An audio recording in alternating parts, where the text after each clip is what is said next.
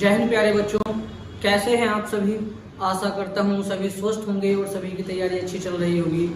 लगातार बने रहिए हमारे साथ तैयारी में अपनी।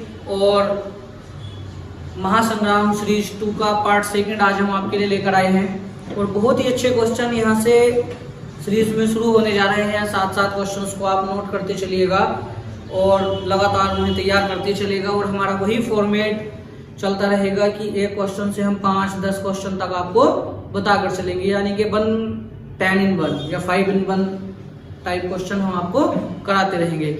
लगातार लगे रहिए अपनी तैयारी में। एग्जाम तो फोड़ना ही है चाहे कुछ भी हो, क्योंकि जब तक तोड़ेंगे नहीं तब तक छोड़ेंगे नहीं। बस इस इरादे के साथ अपनी तैयारी करते रहिए और लगातार बने रहिए, क्योंकि कहते हैं कि वक्त से लड़कर जो नसीब बदल दे, वक्त से लड़कर जो नसीब बदल दे, इंसान वही जो अपनी तकदीर बदल दे। वक्त से लड़कर जो नसीब बदल दे, इंसान वही जो अपनी तकदीर बदल दे। कल क्या होगा कभी मत सोचो, कल क्या होगा कभी मत सोचो, क्या पता कल खुद वक्त आपकी तस्वीर बदल दे। तो आइए बढ़ते हैं अपने प्रश्न की तरफ। पहला क्वेश्चन हमारा कहता है कि दिल्ली को राष्ट्रीय राजधानी क्षेत्र का दर्जा किस संशोधन द्वारा दिया गया था। तो प्यारे बच्चों, दिल्ली को राष्ट्रीय राजधानी क्षेत्र का दर्जा दिया गया था 69वें संविधान संशोधन के द्वारा। 69वें संविधान संशोधन में दिल्ली को राष्ट्रीय राजधानी क्षेत्र का दर्जा दिया गया। लेकिन अगर हम बात करते हैं ऑप्शन सेकंड की, ऑप्शन सेकंड 61वां संविधान संशोधन, तो 61वां संविधान संशोधन क्या था प्यारे बच्चों। 61वें संविधान संशोधन के तहत वोट डालने की आयु 21 वर्ष से घटाकर 18 वर्ष कर दी गई थी। पहले जो था 1989 से पहले वोट डालने की आयु कितनी थी, 21 वर्ष थी। और 61वें संविधान संशोधन 1989 के द्वारा वोट डालने की आयु 21 वर्ष से घटाकर 18 वर्ष कर दी गई। और इसके बाद यदि हम बात करते हैं 42वें संविधान संशोधन की, तो प्यारे बच्चों 42वां संविधान संशोधन मिनी संविधान के नाम से भी जाना जाता है। सबसे पहली बात तो यहाँ ध्यान रखेंगे कि मिनी संविधान के नाम से किसे जाना जाता है, 42वां संविधान संशोधन। और 42वें संविधान संशोधन के तहत सरदार स्वर्ण सिंह समिति के अनुशंसा पर, स्वर्ण सिंह समिति की अनुशंसा पर संविधान का भाग 4 का कै और आर्टिकल 51 का कै जोड़ा गया था, जिसे हम क्या कहते हैं, मूल कर्तव्य। जिसे क्या कहा जाता है प्यारे बच्चों, मूल कर्तव्य कहा जाता है। तो संविधान में मूल कर्तव्य का जिक्र कहा किया गया है संविधान के भाग 4 के कै आर्टिकल 51 का कै। और किस अनुशंसा पर जोड़ा गया था, 42वें संविधान संशोधन के द्वारा 1976 में सरदार स्वर्ण सिंह समिति के अनुशंसा पर। इसके बाद यदि हम आगे बढ़ते हैं नेक्स्ट ऑप्शन की तरफ, अगर हम ध्यान देते हैं तो 44वां संविधान संशोधन।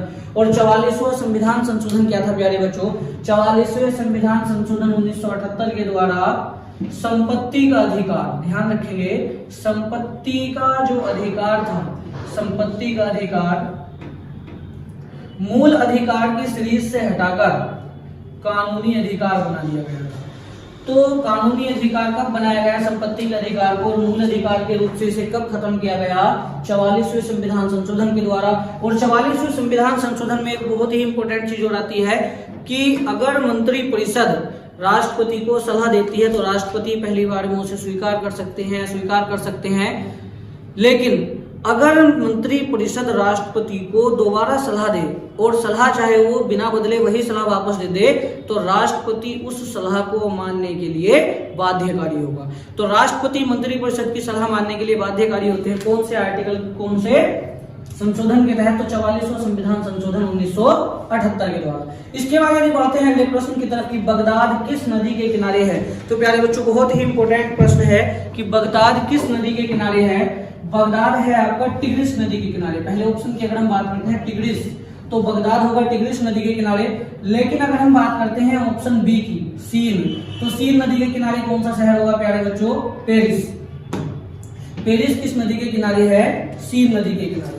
तो पेरिस किस नदी के किनारे है प्यारे बच्चों, सीन नदी के किनारे।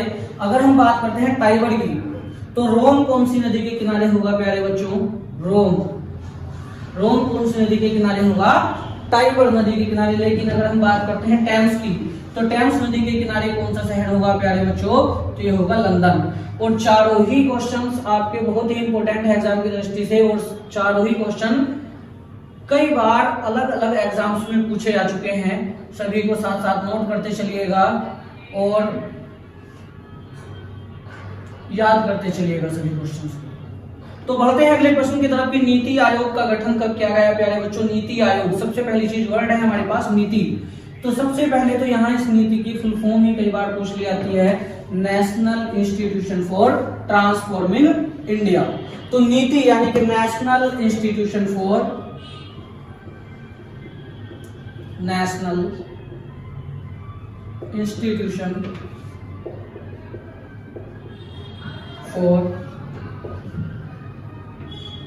Transforming India. तो नीति यानी कि national institution for transforming India की बात हो रही है कि इसका गठन कब किया गया था? तो प्यारे बच्चों national institution for transforming India यानी कि नीति आयोग का गठन किया गया था 1 जनवरी 2015। इससे पहले अगर बात करें तो नीति आयोग योजना आयोग के नाम से जाना जाता था। नीति आयोग को पहले योजना आयोग के नाम से जाना जाता था, और नीति आयोग योजना आयोग को बदलकर नीति आयोग कब किया गया और कब इसका गठन किया गया? 1 जनवरी 2015 को। और नीति आयोग का अध्यक्ष कौन होता है प्यारे बच्चों? जो भी हमारे देश के प्रधानमंत्री होंगे वही क्या होंगे? नीति आयोग के अध्यक्ष होंगे। तो देश के प्रधानमंत्री ही नीति आयोग के अध्यक्ष कहलाते हैं। और इससे पहले जो आयोग था योजना आयोग, उसमें भी अध्यक्ष कौन होता था? जो प्रधानमंत्री के पद पर होता था। लेकिन अगर इनके उपाध्यक्ष की बात करें तो नीति आयोग के प्रथम उपाध्यक्ष कौन थे प्यारे बच्चों? अरविंद पनगड़िया। नीति आयोग के प्रथम उपाध्यक्ष कौन थे? अरविंद पनगड़िया। जबकि बात करते हैं कि इसके वर्तमान उपाध्यक्ष कौन है, तो वर्तमान उपाध्यक्ष होंगे प्यारे बच्चों राजीव कुमार। वर्तमान उपाध्यक्ष कौन होंगे? राजीव कुमार। लेकिन यही अगर हम बात करते हैं योजना आयोग की, तो योजना आयोग का गठन कब हुआ था प्यारे बच्चों? 15 मार्च 1950 को। 15 मार्च 1950 को योजना आयोग का गठन हुआ था, जबकि 15 अगस्त 2014 को योजना आयोग को खत्म करके नीति आयोग बनाने की घोषणा प्रधानमंत्री जी ने की थी। और इसके बाद यदि हम बात करते हैं 2 अक्टूबर 1952 अगले ऑप्शन की, तो 2 अक्टूबर 1952 को क्या हुआ था? सामुदायिक विकास कार्यक्रम चलाया गया था, जो अपने उद्देश्यों को सफल करने में, जो अपने उद्देश्यों को पूरा करने में असफल रहा। इसी के बाद अगले वर्ष 2 अक्टूबर 1953 को विकास प्रसार कार्यक्रम चलाया गया, और इन दोनों कार्यक्रमों की रिपोर्ट देने के लिए एक समिति गठित की गई थी जिसका नाम था बलवंत राय मेहता समिति। बलवंत राय मेहता समिति। और बलवंत राय मेहता समिति गठित की गई थी 1958 और 58 में उसने क्या किया था? अपनी रिपोर्ट प्रधानमंत्री जी को, भारत सरकार को उस समय सौंप दी थी, जिसके आधार पर वर्तमान में पंचायती राज व्यवस्था लागू है। इसी के आधार पर पंचायती राज व्यवस्था को लागू किया गया था। और पंचायती राज व्यवस्था इसी के आधार पर बनी थी। और पंचायती राज व्यवस्था कितने स्तरीय है? त्रिस्तरीय है। तो वो बलवंत राय मेहता समिति के अकॉर्डिंग ही थी जिसने अपनी रिपोर्ट 1958 में सौंपी थी। और ये बनाई गई थी इन दोनों कार्यक्रमों का वर्णन करने के लिए, इन दोनों कार्यक्रमों की उपलब्धि अनुपलब्धि बताने के लिए। यहाँ अगर हम बात करते हैं योजना आयोग की, तो योजना आयोग के प्रथम अध्यक्ष कौन थे? तो योजना आयोग का गठन हुआ था 15 मार्च 1950 को, और उस समय देश के प्रधानमंत्री थे पंडित जवाहरलाल नेहरू। तो पहले अध्यक्ष कौन बने योजना आयोग के? पंडित जवाहरलाल नेहरू। लेकिन अगर इसके उपाध्यक्ष की बात करते हैं तो योजना आयोग के प्रथम उपाध्यक्ष कौन बने थे प्यारे बच्चों? योजना आयोग के प्रथम उपाध्यक्ष थे गुलजारी लाल नंदा। गुलजारी लाल नंदा। और गुलजारी लाल नंदा ही वो पहले व्यक्ति थे जो देश के पहले कार्यवाहक प्रधानमंत्री बने थे। देश के पहले कार्यवाहक प्रधानमंत्री बनने वाले व्यक्ति भी गुलजारी लाल नंदा थे, और योजना आयोग के पहले उपाध्यक्ष भी गुलजारी लाल नंदा थे। लेकिन जिस समय 15 अगस्त 2014 को योजना आयोग को खंडित किया गया था, उस समय इसके उपाध्यक्ष कौन थे? यानी कि योजना आयोग के अंतिम उपाध्यक्ष कौन होंगे प्यारे बच्चों? योजना आयोग के अंतिम उपाध्यक्ष कौन थे? तो मोंटेक सिंह अहलूवालिया। मोंटेक सिंह अहलूवालिया। मोंटेक सिंह अहलूवालिया योजना आयोग के अंतिम उपाध्यक्ष थे। इसके बाद योजना आयोग को नीति आयोग में ट्रांसफॉर्म कर दिया गया था, जिसके पहले अध्यक्ष कौन बने थे? अरविंद पनगड़िया जी बने थे। इसके बाद यदि हम बात करते हैं अगले क्वेश्चन की तरफ बढ़ते हैं प्यारे बच्चों। साथ साथ क्वेश्चन को नोट करते चलिए। इस बार एग्जाम को फोड़ना है, कोई भी एग्जाम इस बार बचकर नहीं जाएगा। बहुत ही अच्छे तरीके से तैयारी करा रहे हैं हम आपको, और आपको भी इतने ही प्रयास करना है तैयारी करने का जितना हम आपको कराकर चल रहे हैं। इसके अकॉर्डिंग जितना भी आपको कराकर चल रहे हैं, इसी के अकॉर्डिंग मैं आशा करता हूं और पूरी उम्मीद के साथ कहता हूं कि हम पूरे सिलेबस को इस सीरीज में, इस मिक्स सीरीज में कंप्लीट कर लेंगे। इतिहास, भूगोल, अर्थशास्त्र, करंट अफेयर और साइंस, सभी चीजों को हम यहाँ मिक्स करके चल रहे हैं। नेक्स्ट क्वेश्चन होगा योजनाबद्ध तरीके से बना पहला शहर। बहुत ही इंपॉर्टेंट क्वेश्चन है कि योजनाबद्ध तरीके से बना पहला शहर कौन सा था प्यारे बच्चों? तो आंसर होगा चंडीगढ़। तो आइए यहाँ 2-4 इंपॉर्टेंट से पॉइंट हमें देखते हैं। योजनाबद्ध तरीके से बना पहला शहर कौन सा था? चंडीगढ़। और चंडीगढ़ का डिजाइन किसने बनाया था प्यारे बच्चों? उस व्यक्ति का नाम था ली कॉर्बूजियर। चंडीगढ़ का डिजाइन किसने बनाया था? ली कॉर्बूजियर। जिसने इसका डिजाइन बनाया था, योजनाबद्ध तरीके से बनाया था इसको, वो व्यक्ति कौन था? ली कॉर्बूजियर। इसके बाद यदि हम बात करते हैं ऑप्शन बी की दिल्ली, तो दिल्ली का डिजाइन किसने बनाया प्यारे बच्चों? दिल्ली का डिजाइन बनाया था एडवर्ड लुटियंस। एडवर्ड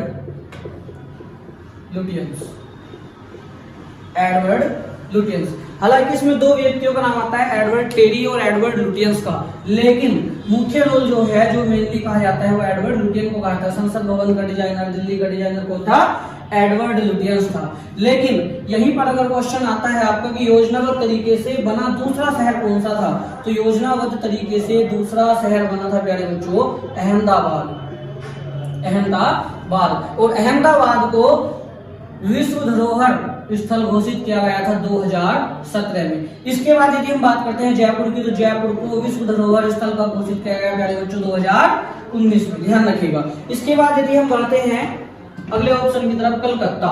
अगर कलकत्ता की हम बात करें तो कलकत्ता को कोलकाता के नाम से उस समय जाना जाता था, और कोलकाता या कलकत्ता की अगर हम बात करते हैं, उस समय से कलकत्ता कहा जाता था, आज ये कोलकाता के नाम से जाना जाता है। तो कोलकाता या कलकत्ता के डिजाइनर की अगर हम बात करते हैं, तो कलकत्ता का डिजाइनर कौन था प्यारे बच्चों? जॉर्ज चारनाक। तो कलकत्ता का डिजाइनर कौन था? जॉर्ज चारनाक था। और अगर हम बात करते हैं बंबई की, तो बंबई का डिजाइनर कौन था? अर्नोल्ड अंगियर। बंबई का डिजाइनर किसे कहा जाता है? अर्नोल्ड अंगियर को कहा जाता है प्यारे बच्चों। कोलकाता का किसे कहा जाएगा डिजाइनर? जॉर्ज चारनॉक को। जबकि अगर हम बात करते हैं चंडीगढ़ की, तो चंडीगढ़ का ली कॉर्बूजियर, और दिल्ली का डिजाइनर कौन था प्यारे बच्चों? Edward Lutyens. और अहमदाबाद की यदि बात करते हैं, तो अहमदाबाद को विश्व धरोहर स्थल घोषित किया गया था 2017 में। और यदि जयपुर की बात करें तो 2019 में जयपुर को विश्व धरोहर स्थल घोषित किया गया। इसके बाद यदि हम बात करते हैं, बढ़ते हैं अगले प्रश्न की तरफ कि भारत का सर्वाधिक जनसंख्या वाला राज्य, तो भारत का सर्वाधिक जनसंख्या वाला राज्य कौन सा होगा प्यारे बच्चों? तो सर्वाधिक जनसंख्या वाला राज्य होगा आपका उत्तर प्रदेश।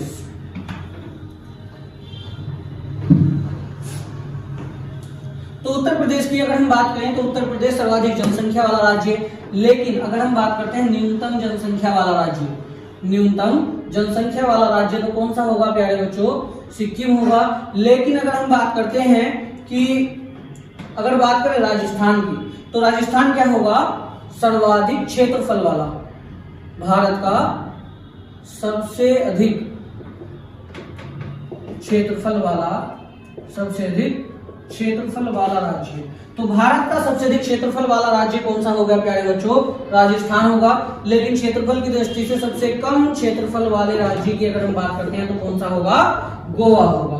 और गोवा कौन सी नदी के किनारे है प्यारे बच्चों? मांडवी नदी के किनारे। गोवा कौन सी नदी के किनारे है? मांडवी नदी के किनारे, ध्यान रखिएगा। इसके बाद यदि हम बात करते हैं अगले ऑप्शन की, मेघालय। तो दो सर्वाधिक दशकीय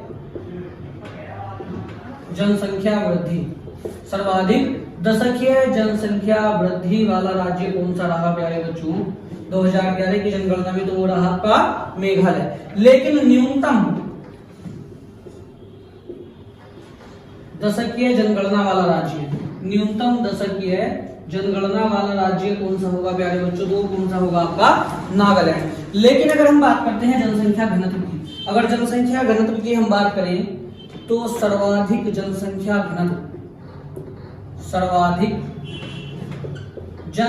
घनत्व वाला राज्य कौन सा रहा प्यारे बच्चों?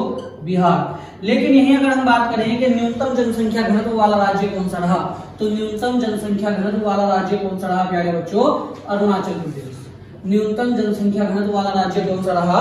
अरुणाचल प्रदेश। और भारत में सबसे पहले सूरज कौन से राज्य में उगता है? अरुणाचल प्रदेश में, क्योंकि सूरज पूरब से निकलता है और भारत का सबसे पूर्वी राज्य जो है वो आपका अरुणाचल प्रदेश है, तो सूरज सबसे पहले यही दिखाई देता है। यदि हम गुजरात की अपेक्षा अरुणाचल प्रदेश की बात करते हैं तो चूंकि पूरे देश में समय तो समान ही होता है, क्योंकि 82.5 डिग्री मानक रेखा भारत के बिल्कुल बीचों बीच से गुजरती है, जहां से भारत का समय लिया गया, तो उसके अकॉर्डिंग पूरे भारत के अंदर समय तो एक ही जैसा होगा। लेकिन यदि हम दिन और रात के अंतर के हिसाब से बात करें तो गुजरात और अरुणाचल प्रदेश के बीच लगभग 2 घंटे का अंतर होता है। मतलब यदि गुजरात में सूरज 5 बजे छिप रहा है तो अरुणाचल प्रदेश में 2 घंटे पहले छिप गया होगा। यदि अरुणाचल प्रदेश में सूरज 3 बजे निकलता है तो गुजरात में कितने बजे निकलेगा? 5 बजे। इस आधार पर हम बात कर रहे हैं। इसके बाद यदि बढ़ते हैं अगले प्रश्न की तरफ, तो प्यारे बच्चों बढ़ते हैं अगले प्रश्न की तरफ। यदि बात करते हैं कि भारत में गणतंत्रता कहां से ली गई, तो बहुत ही इंपॉर्टेंट पॉइंट है कि भारत में गणतंत्रता कहां से ली गई, तो आपका सही उत्तर होगा फ्रांस। और फ्रांस से क्या लिया गया प्यारे बच्चों? फ्रांस से लिया गया स्वतंत्रता, समता और बंधुत्व के आदर्श। स्वतंत्रता, समता और बंधुत्व के आदर्श, ये भी कहां से लिए गए प्यारे बच्चों? फ्रांस की क्रांति से लिए गए। स्वतंत्रता, समता और बंधुता के जो आदर्श वर्ड लिए गए हैं वो फ्रांस की क्रांति से लिए गए, जबकि फ्रांस से क्या लिया गया? भारत में गणतंत्रता ली गई। और इसी आधार पर फ्रांस में गणतंत्रता के आधार पर फ्रांस में क्या होता है, क्योंकि फ्रांस भी एक गणतंत्र देश है, फ्रांस में क्या होता है कि जब कभी भी वहां संसद का पहला सत्र बैठता है तो उस सत्र में अध्यक्ष एक दिन के लिए उस व्यक्ति को बनाया जाता है जो उस सभा के सबसे बुजुर्ग व्यक्ति होते हैं, उनके सम्मान में। तो जब हमने गणतंत्रता फ्रांस से ली और गणतंत्र देश को गणतंत्र बनाने के लिए हमने क्या किया? एक संविधान सभा का गठन किया जो देश को गणतंत्रता की ओर ले जाने में प्रयासरत थी, गणतंत्रता की ओर ले जाने के लिए कार्य कर रही थी। तो उसकी जब पहली बैठक होती है 9 दिसंबर 1946 को, तो इसी आधार पर हमने भी क्या किया? अपनी संविधान सभा के सबसे बुजुर्ग व्यक्ति डॉक्टर सच्चिदानंद सिन्हा को एक दिन के लिए अध्यक्ष बना दिया था, 2 दिन के लिए। उसके बाद 2 दिन के बाद 11 दिसंबर 1946 को संविधान सभा की दूसरी बैठक में स्थायी अध्यक्ष बना दिया जाता है डॉक्टर राजेंद्र प्रसाद को। तो गणतंत्रता कहां से ली गई प्यारे बच्चों? फ्रांस से। लेकिन अगर हम बात करते हैं रूस की, तो सोवियत संघ रूस से क्या लिया गया? सबसे पहले चीज तो रूस से लिए गए मूल कर्तव्य। और मूल कर्तव्य का जिक्र कहां किया गया है प्यारे बच्चों? संविधान के भाग 4 के कै आर्टिकल 51 के कै में। और मूल संविधान में कितने मूल कर्तव्य थे? तो प्यारे बच्चों मूल संविधान में कोई भी मूल कर्तव्य नहीं था। 42वें संविधान संशोधन 1976 के द्वारा, 42वें संविधान संशोधन 1976 के द्वारा इन्हें जोड़ा गया। और उस समय मूल कर्तव्यों की संख्या कितनी थी? 10, जबकि वर्तमान में 86वें संविधान संशोधन 2002 के तहत 86वें संविधान संशोधन 2002 के अनुसार 11वां मूल कर्तव्य जोड़ा गया, 6 से 14 वर्ष तक के बच्चों को निःशुल्क शिक्षा का प्रावधान। तो इस तरह से वर्तमान में कितने मूल कर्तव्य हैं? तो 11 हैं। किस समिति के अनुशंसा पर जोड़े गए थे? सरदार स्वर्ण सिंह समिति की अनुशंसा पर। और कहां से लिए गए हैं प्यारे बच्चों? रूस से लिए गए हैं। और 3 प्रकार का न्याय, सामाजिक, आर्थिक और राजनीतिक न्याय, कल की सीरीज में हमने पढ़ा था। सामाजिक, आर्थिक और राजनीतिक न्याय के संविधान में और प्रस्तावना में कितने प्रकार का न्याय है? 3 प्रकार का। और वो 3 प्रकार का न्याय सामाजिक, आर्थिक, राजनीतिक कहां से लिया गया प्यारे बच्चों? रूस से लिया गया। यदि बात करते हैं जर्मनी की, तो जर्मनी से क्या लिया गया प्यारे बच्चों? आपात उपबंध। जर्मनी से क्या लिया गया? आपात उपबंध लिए गए। जर्मनी से लिए गए आपात उपबंध। इसके बाद यदि बात करते हैं आयरलैंड, तो आयरलैंड से क्या लिया गया प्यारे बच्चों? आयरलैंड से लिए गए नीति निर्देशक तत्व। नीति निर्देशक तत्व। तो आयरलैंड से क्या लिया गया, नीति निर्देशक तत्व लिए गए। यदि बात करते हैं ऑस्ट्रेलिया की, तो प्यारे बच्चों ऑस्ट्रेलिया से क्या लिया गया था, ऑस्ट्रेलिया से लिया गया था समवर्ती सूची और प्रस्तावना की भाषा। तो प्रस्तावना की भाषा भी कहां से ली गई प्यारे बच्चों, ऑस्ट्रेलिया से ली गई। जबकि क्वेश्चन आता है कि सर्वप्रथम विश्व का पहला ऐसा देश जिसने अपने संविधान में प्रस्तावना को वर्णित किया था, विश्व का पहला देश जिसने अपने संविधान में प्रस्तावना रखी थी वो कौन था प्यारे बच्चों, तो यूएसए। अमेरिका ने सबसे पहले अपने देश के, यूएसए ने सबसे पहले अपने संविधान में प्रस्तावना ली थी। और अगर अपने संविधान की प्रस्तावना की हम बात करते हैं तो उद्देशिका के नाम से भी उसे जाना जाता है और इसे संविधान की कुंजी भी कहा जाता है। तो प्रस्तावना को संविधान की कुंजी के नाम से भी जाना जाता है।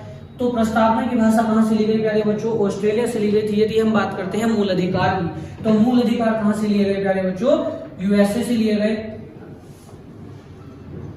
राज्यपाल का पद कहां से लिया गया, तो राज्यपाल का पद कहां से लिया गया प्यारे बच्चों, कनाडा से लिया गया। अवशिष्ट शक्तियां कहां से ली गई, अवशिष्ट शक्तियां कहां से ली गई, कनाडा से ली गई। और अवशिष्ट शक्तियां है क्या, जैसे कि हमें पता है कि संविधान की 7वीं अनुसूची में 3 प्रकार की सूचियों का वर्णन किया गया है, संघ सूची, राज्य सूची और समवर्ती सूची। अब संघ सूची जो है, संघ सूची के अंतर्गत वे विषय आते हैं जो आपके जिन पर केंद्र सरकार कानून बनाती है। राज्य सूची के अंतर्गत वे विषय आते हैं जिस पर राज्य सरकार कानून बनाती है। और समवर्ती सूची में वे विषय आते हैं जिस पर केंद्र और राज्य सरकारें मिलकर कानून बनाती हैं। लेकिन यदि किसी भी स्थिति में दोनों में टकराव हो जाए तो ऐसी स्थिति में केंद्र का कानून अधिक मान्य होता है। तो वे शक्तियां जो इन 3 प्रकार की सूचियों में वर्णित नहीं की गई हैं, वे सारी की सारी शक्तियां अवशिष्ट शक्तियों की सीरीज में रखी गई हैं, जिनको लागू करने का अधिकार किसके पास है प्यारे बच्चों, केंद्र के पास। तो अवशिष्ट शक्तियां किसके पास हैं, केंद्र के पास। और ये कहां से ली गई, कनाडा से ली गई प्यारे बच्चों। इसके बाद यदि बात करेंगे अकबरनामा किसने लिखी, तो अकबरनामा किसने लिखी थी, अकबरनामा लिखने वाला व्यक्ति था अबुल फजल। अकबरनामा किसने लिखी थी, अबुल फजल ने लिखी थी। लेकिन यदि हम बात करते हैं बीरबल, तो बीरबल कौन था प्यारे बच्चों, बीरबल अकबर के नवरत्नों में से एक व्यक्ति था, जो अकबर के समय में सबसे प्रसिद्ध नवरत्नों में से एक था अकबर के समय। तो बीरबल की मृत्यु कैसे हुई थी, यूसुफजाई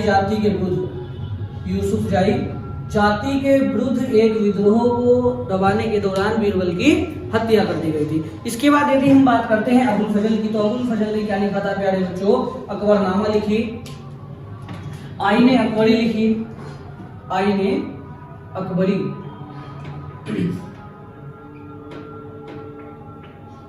यदि बात करते हैं गुलबदन बेगम, तो गुलबदन बेगम ने क्या किया था, हुमायूंनामा लिखी थी। गुलबदन बेगम ने कौन सी कृति लिखी प्यारे बच्चों, हुमायूंनामा।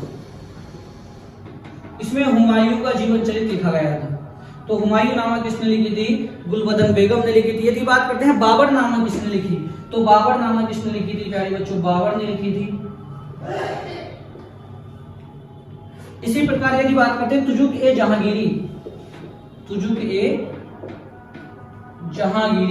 कहा जाता है कि बाबर की तरह जहांगीर भी अपनी आत्मकथा लिख रहा था, लेकिन उसकी मृत्यु हो गई। तो इस तुजुक ए जहांगीर की आत्मकथा को किसने पूरा किया था प्यारे बच्चों, मोतबिंद खान।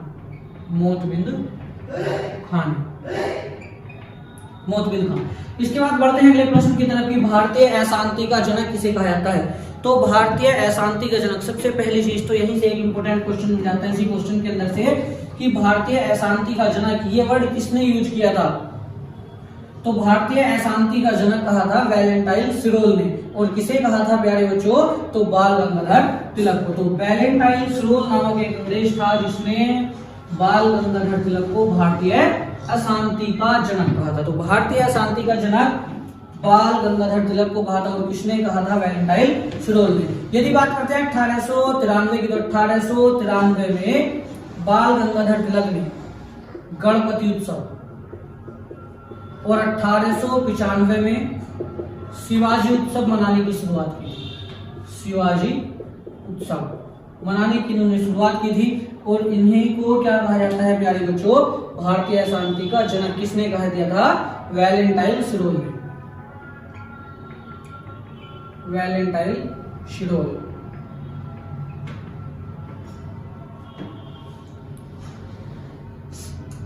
इसके बाद यदि बात करते हैं वीडी सावरकर, तो वीडी सावरकर ने 1904 में अभिनव भारत की स्थापना की थी प्यारे बच्चों।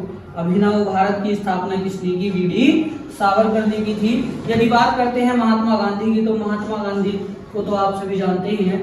1924 में भारतीय राष्ट्रीय कांग्रेस की अध्यक्षता महात्मा गांधी ने की।